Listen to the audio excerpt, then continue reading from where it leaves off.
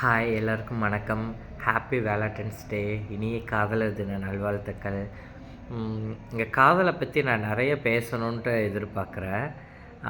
ஏன்னா இந்த சமுதாயத்தில் மட்டும்தான் காதலை ஒரு அரசியல் படுத்துகிறாங்க. ஒரு காதலை மத ரீதியாகவும் ஒரு ஜாதி ரீதியாகவோ எல்லா விதத்துலேயுமே ஒரு பேசும் பொருளாக்கி ஒரு அரசியல் படுத்துகிறாங்க. அது எப்படி ஒருத்தருடைய தனிப்பட்ட உரிமையை மற்றவங்க பேசணும் அப்படிங்கிறதுக்கான ஒரு அரசியல் படுத்துகிறாங்க அப்படிங்கிறதே எனக்கு புரியலை. சொல்லப்போனால் அது இருக்கிறதுலே கேடுகட்ட ஒரு தனம். அடுத்தவங்களுடைய பர்சனலாக நம்ம மூக்க நுழைக்கிறது. இதில் பேசுவாங்க பற்றியா, இவனுக்கும் அவளுக்கும் கனெக்ஷனாமா, என்னமோ இவனை ரூட்டு விட்றா, என்னமோ அவளை ரூட்டு விட்றா.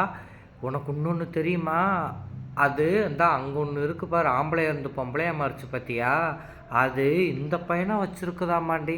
இப்படிலாம் பேசுவாங்க பார்த்தியா, செருப்பால் அடி அவங்களெல்லாம். அது எப்படி ஒருத்தருடைய பர்சனலில் மூக்க நுழைக்கிறாங்கன்னு எனக்கு தெரியல. இந்த சமுதாயத்தில் மட்டும்தான் காதலை வச்சு மத கலவரம் பண்ணுறாங்க, மத கொலை செய்கிறாங்க, ஆணவ கொலைகள் செய்கிறாங்க, ஜாதி கொலை செய்கிறாங்க. எனக்கு ஒரு விஷயம் மட்டும் புரியல. ஏன்டா நீ உடம்பு சரியில்லாமல் உனக்கு திடீர்னு ஏதோ ஒரு ஆக்சிடெண்ட்டோ ஏதோ ஒன்று ஆயிடுச்சு, உனக்கு ஒரு பிளட்டு தேவைப்படும் போது அப்போ மட்டும் உனக்கு இந்த ஜாதிக்காரன் தான் ரத்தம் கொடுக்கணும், இந்த மதத்துக்காரன் தான் ரத்தம் கொடுக்கணும் அப்படிங்கிற ஒரு ஆணி உனக்கு பிடுங்கலை. உனக்கு காதலிச்சா மட்டும் 2 ரத்தம் ஒன்றா சேர்ந்துடும் அப்படிங்கிறதுனால நீ காதல் எதிர்க்கிறியா? சொல்லப்போனால் இந்த உலகத்தில் இந்த சமுதாயத்தில் காதல் இல்லாமல் எந்த ஒரு இதுவுமே இல்லை, எந்த ஒரு விஷயமே இல்லை. அதை இங்கே அவனுங்களுக்கு அது தெரியும், ஆனால் ஏற்றுக்கக்கூடிய மனப்பக்குவம் இல்லை. கேட்டால் நம்ம சாமிக்கு இதெல்லாம் ஆகாது, அடி செருப்பால். சாமி காதலிக்காதுன்னு சொல்லி யார் சொன்னா? சாமியே அந்த காலத்தில் கடவுள் அவதாரமாக பிறந்தப்பையும் சரி, கடவுளை கேட்டுப்பார்.